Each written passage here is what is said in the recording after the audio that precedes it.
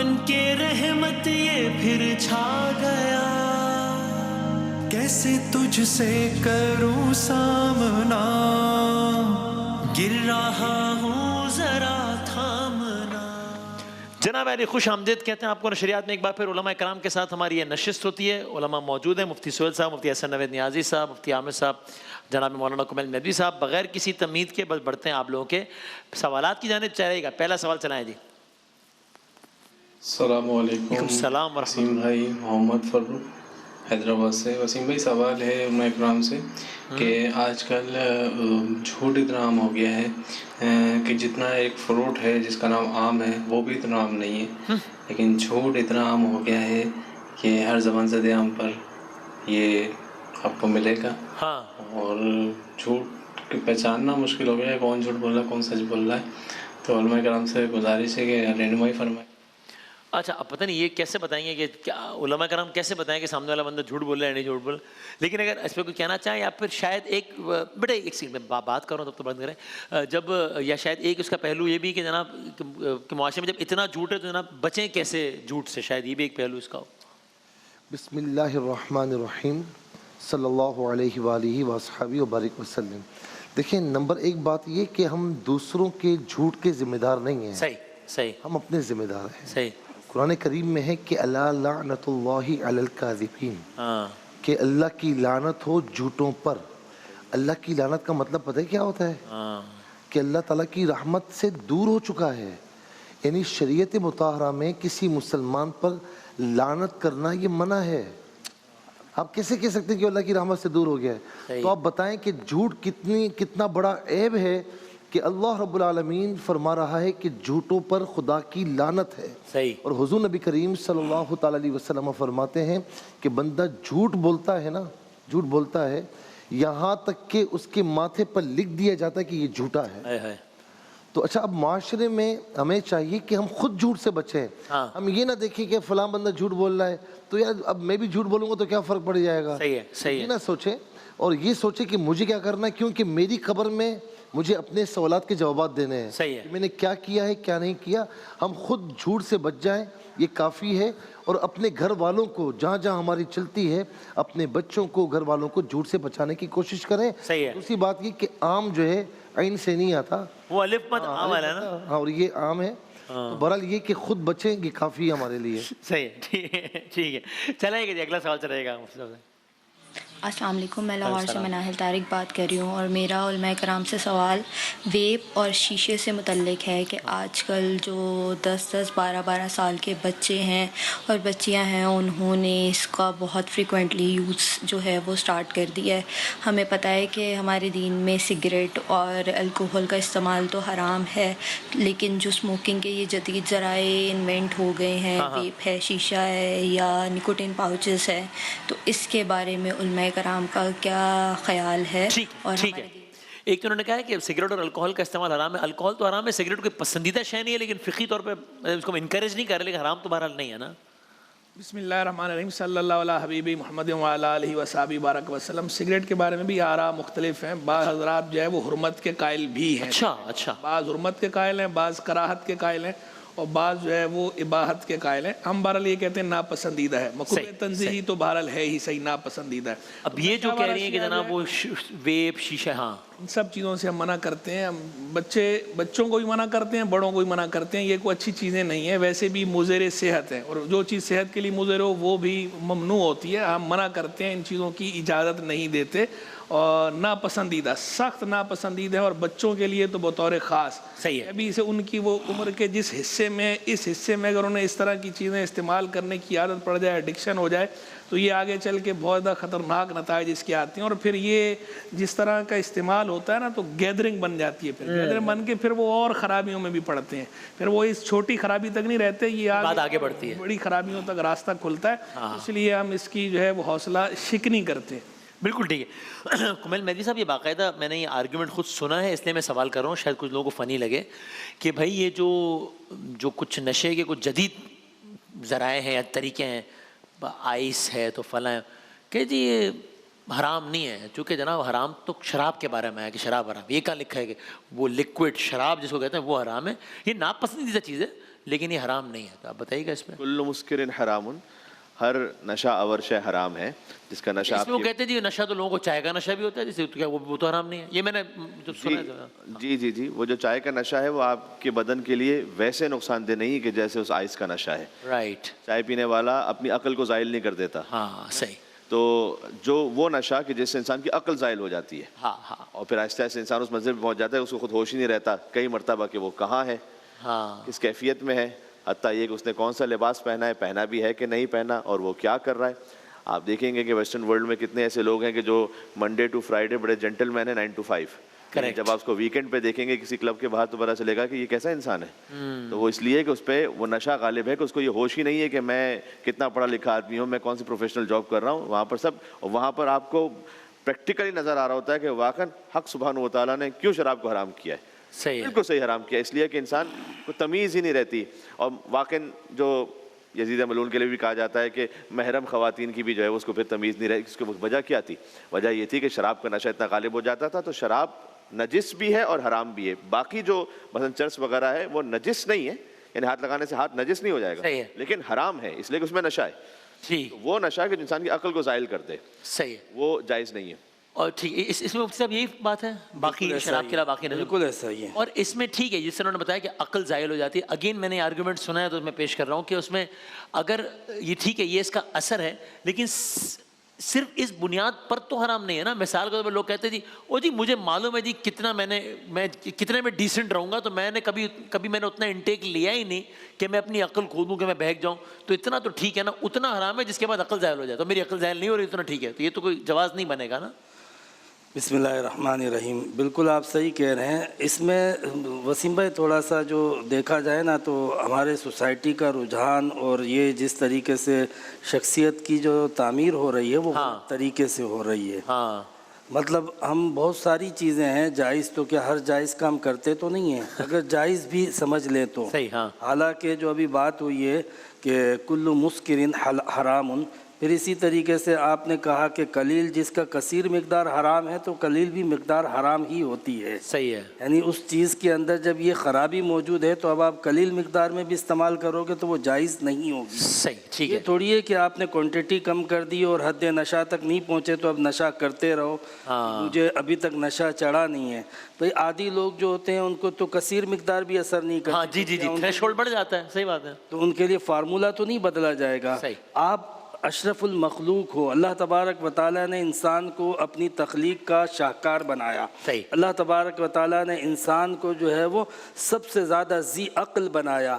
تو وہ چیز جو انسان کی فضیلت کا معیار ہے آپ اس کو تباہ کر رہے ہیں. آپ اپنا وقار گرا رہے ہیں. آپ اپنی صحت کو نقصان دے رہے ہیں. آپ اپنے اخلاق اور آپ اپنی جو ہے وہ ایک شخصیت کو ڈیمیج کر رہے ہیں. آپ یہ بھی تو دیکھیں کہ انسان کو کہاں تک جانا تھا اور انسان کو کیا کچھ کرنا تھا. آج دیکھو تو کسی کی عمر جو ہے وہ 60 سال 70 سال 50 سال. اللہ تعالیٰ نے انسان کو جو بنایا ہے کم سے کم بھی اس کے یہ جو آرگنس ہیں وہ 100 سال اس کی ویلیڈیٹی ہے. لیکن کسی کا گردہ خراب، کسی کا پھیپھڑا خراب. تو جب جائز کر کے یہ حرکتیں کرو گے تو کچھ عمر کے بعد ستیاناش تو ہونا ہی ہے بدن کا. چونکہ آپ نے بات کی تو اس میں تائید ہے نا آپ کی. یہی ایسے ہے نا. اس میں ایک بات یہ کہ فقط حرام جو ہے نا وہ حرام نہیں ہوتا بلکہ اس کا مقدمہ بھی حرام ہوتا ہے. اللہ تعالیٰ نے قرآن میں کہا لا تقربوا الزنا، یہ نہیں کہا زنا نہ کرو گا، قریب نہیں. کیونکہ کوئی ایسی سچویشن ہے کہ آپ اپنے آپ پہ نہیں کنٹرول کر سکتے. کریکٹ. نہ محرم کا ایک روم میں ہونا جہاں کوئی نہیں دیکھ رہا، کہا تیسرا شیطان ہوتا ہے. تو کیوں کوئی کہے کہ نہیں مجھے تو کانفیڈنس ہے میں کچھ بھی نہیں کروں گا. نہیں، وہاں حرام ہے اس لیے کہ 90% کیسز میں چانس ہے. کریکٹ. بھائی بہت سادہ سی مثال دوں. پیٹرول پمپ پر سگریٹ کہتے ہیں اسموکنگ الاؤڈ نہیں ہے. اچھا اسموکنگ الاؤڈ نہیں تو میں نے اسموکنگ کی تو کچھ بھی نہیں ہوا. آگ تو نہیں لگی. 4 مرتبہ اسموک کریں کچھ نہیں ہوگا. ایک مرتبہ اتنا بڑا نقصان ہوگا سب کچھ ختم ہو جائے گا. تو ایک مرتبہ کے لیے 1000 کو حرام کر دیتے ہیں. تو ایک کا نقصان میں مثال ہے. تو بالکل صحیح. ٹھیک ہے بالکل صحیح. اور مفتی صاحب اگین پیش آنے والا مسئلہ یہ پان گٹکا یہ چیزیں مطلب دیکھیں لوگ کینسرس ہو جاتے ہیں. مطلب میں نے ایک بندے کو دیکھا جس کا باپ تکلیف یعنی منہ کا کینسر وہی پان وغیرہ کی وجہ سے انتہائی تکلیف کے عالم میں، لیکن وہ خود اتنا اس عادت میں کہ جب وہ اپنے باپ کا یہ عالم بتا رہا تھا تب بھی اس کے منہ میں وہ گٹکا تھا. یہ اس حد تک اگر چلے جائیں کہ جہاں ڈاکٹر نے آپ کو میڈیکلی کہہ دیا ہو کہ اب یہ جان لیوا ہے, پھر شاید یہ حلال چیز بھی حرام ہو جائے اس صورت میں؟ بالکل ایسا ہی ہے کہ ڈاکٹر نے اگر کہہ دیا کہ ابھی آپ اسے کھائیں گے یا لیں گے تو آپ کی جان کو خطرہ ہے تو وہ حرام ہو جائے گا. اور یہی معاملہ سگریٹ کے لیے بھی ہے. اگر ڈاکٹر نے کہا ہے, 2-3 ڈاکٹرز ہیں وہ کہہ رہے ہیں کہ جی آپ نہ لیں, آپ اسموکنگ نہ کریں ورنہ آپ کے لیے جان لیوا ہو سکتا ہے, تو اب ان کے لیے حرام ہو جائے گا. اور ویسے بھی اگر وہ کم بھی پیتے ہیں یا کم گٹکا بھی کھاتے ہیں تو یہ ناپسندیدہ ہے, پسندیدہ کسی اعتبار سے نہیں ہے. میں ایک بات کہتا ہوں آپ سے کہ ایک پڑھا لکھا آدمی بیٹھا ہوا ہے اور ساتھ میں کوئی ایسا بندہ آ جائے کہ جس کے منہ میں گٹکا ہے اور بھرا ہوا ہے, آپ مجھے بتائیں کیا سوچیں, وہ کیا سوچتا ہوگا؟ اسی طریقے سے جن معاشروں میں شراب پی جاتی ہے, اسموکنگ کھلے عام, مطلب جس طرح بھی ہوتا ہے, اب وہاں پر بھی مختلف پابندیاں لگائی جا رہی ہیں کہ آپ ڈرائیونگ کے دوران یا آپ جو ہے نا یہ نہیں پی سکتے, الکوہل استعمال نہیں کر سکتے, باقاعدہ چیکنگ ہوتی ہے, ہاتھوں میں چیکنگ ہو رہی ہوتی ہے. اسی طرح کسی مقام پر جائیں تو اسموکنگ کا ایریا بالکل الگ ہوتا ہے. اگر ساتھ میں کوئی اسموکنگ کر رہا ہے, دھواں آپ تک پہنچ رہا ہے, آپ تنگ ہوتے ہیں. اس کا مطلب ہے کہ ہر اعتبار سے یہ ناپسندیدہ عمل ہے. بالکل صحیح, بالکل ٹھیک. چلائے جی, بہت پان چھالیے سگریٹ بہت ہو گیا, اگلے سوال پہ آئیں, ذرا دکھائیں جی. کہ کیا جو ہے وہ ہم منت مانگتے ہیں, جو کیا منت مانگنا جو ہے وہ جائز ہے یا نہیں ہے؟ اور منت جو ہم مانگتے ہیں کہ جو ہے وہ اللہ تعالیٰ ہمارا یہ کام کر دے تو ہم اللہ تعالیٰ کی راہ میں جو ہے وہ فلاں چیز صدقہ کریں گے, اتنے جو ہے وہ چیز صدقہ کریں گے یا اتنے نوافل ادا کریں گے. اور جو ہے وہ نوافل جو ہے وہ ادا نہ کرنا جو ہے وہ پھر نہ کرنے پر جو ہے وہ کیا گناہ ملے گا یا نہیں ملے گا؟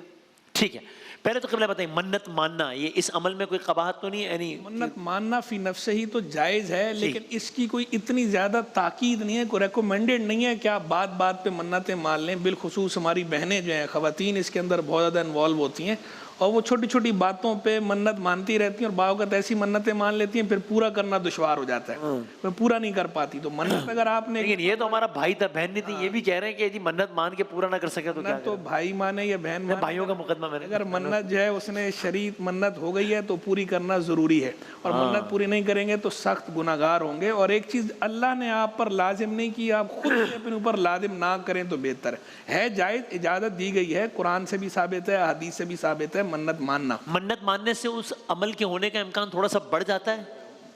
وہ اصل میں یہ ہے کہ منت جب مانتے ہیں تو منت مانتے ہوئے آپ ظاہری بات ہے جس چیز کی منت مان رہے ہوتے ہیں وہ نیک کام ہوتا ہے. تو جب بندہ نیک کام کرتا ہے, عبادت کرتا ہے, تو اس عبادت کی ایک رحمت اور برکت تو ہوتی ہے, اس کا انکار تو نہیں ہے. لیکن جو ہے وہ زیادہ پسندیدہ نہیں ہے کہ بات بات پہ مانے, لیکن مان لیے تو پورا کرنا بھارت ضروری ہے. لیکن منت کے اندر یہ ہوتا ہے کہ دل کا ارادہ نہیں چلے گا, اس میں نیت نہیں ہے, زبان سے الفاظ کہنا ضروری ہے, تبھی شرعی طور پر منت کا. اور وہ مخصوص کوئی الفاظ ہیں, یہاں میں کہتا ہوں میں منت مانتا ہوں یہ ہو جائے گا تو یہ کر دوں, الفاظ کوئی بھی ادا کر دے, لیکن زبان سے الفاظ کہے ایک, اور دوسری بات یہ ہے اس کے اندر کہ وہ جس چیز کی منت مان رہا ہے اس کی جنس میں سے کوئی فرض یا واجب ہو, یعنی کوئی عبادت ایسی ہو کہ جو اس کی جنس میں سے فرض, جیسے نوافل کی منت مانی تو نمازیں جو ہے وہ فرض ہیں, 5 نمازیں فرض موجود ہیں, وہ نوافل کی منت پوری کرنی پڑے گی. اب چاہے 100 نوافل کی منت مانی ہے یا 50 کی مانی ہے, اس لیے ہم کہتے ہیں بعض اوقات بات بات پہ کہتے ہیں نا کہ یہ 100 نفل پڑھیں گے. اب وہ 100 نوافل پڑھنا کو آسان کام نہیں ہے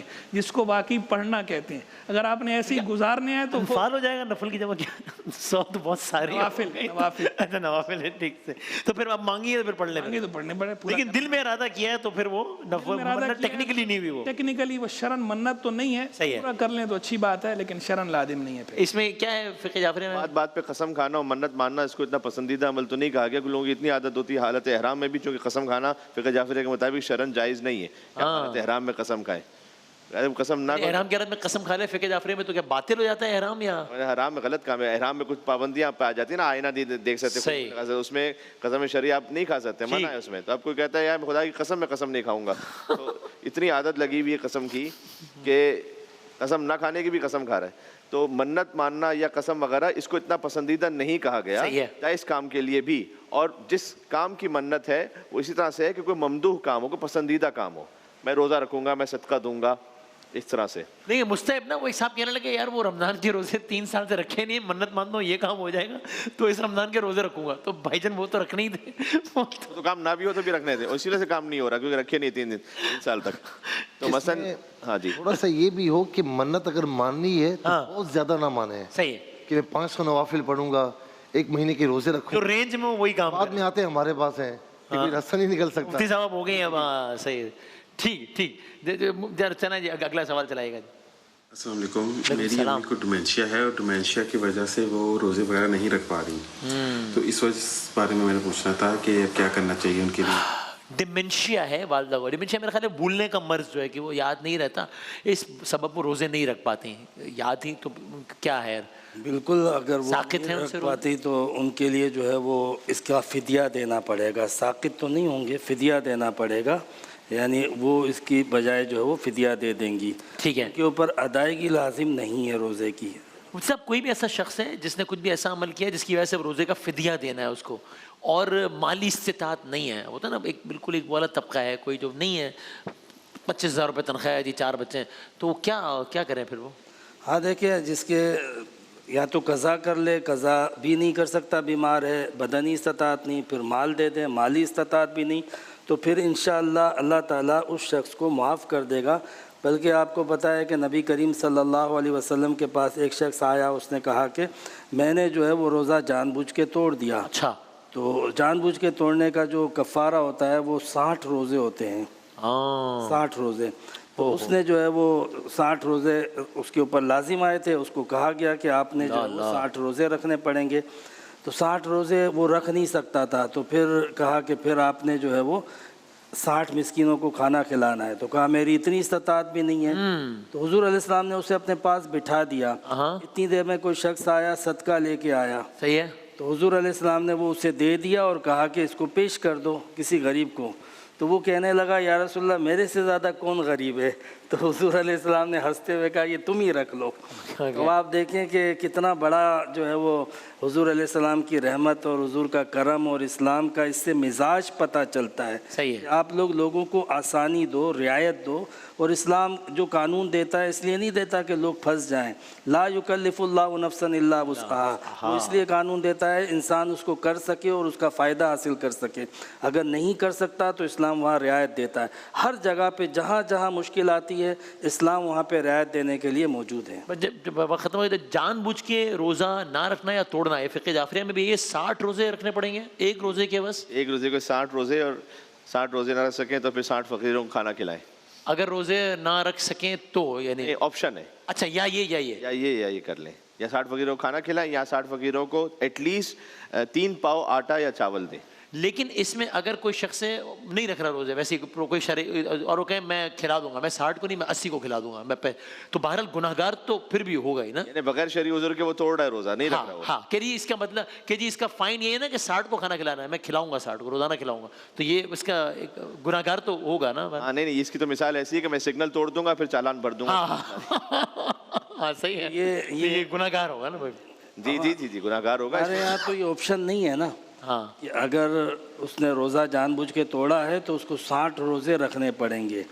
60 रोज़े अव्वल है ना कि कोई इसमें चॉइस है। चॉइस नहीं है, जिस तरह यहाँ चॉइस है यहाँ चॉइस नहीं है। अगर वो 60 रोज़े नहीं रख सकता, बीमार है, तो फिर जाके उसके लिए चॉइस ये बनती है कि वो फिर वरना एक का बंदा 60 ही है फिर। ओके सही। तो एक रोज़े का अगर सवाब मल्टीप्लाई पे पता नहीं कितना है, तो ना रखने का भी जुर्माना भी शरीफ के अंदर है कि कोई अगर इस उम्मीद पर गुनाह करता है कि मैं तौबा कर लूंगा बाद में, तो ये अल्लाह से ठट्ठा कर रहा है। ये गोया अल्लाह तबारक व तआला से मस्करी कर रहा है। तो ये सोच के कि मैं फाइन भर दूंगा, बड़ी जुर्रत ना करे। हमारे कुछ तंबाकू वाले भाई हैं, हाँ, वो रोजाना निकलते हैं और फिर फिदिया देते हैं।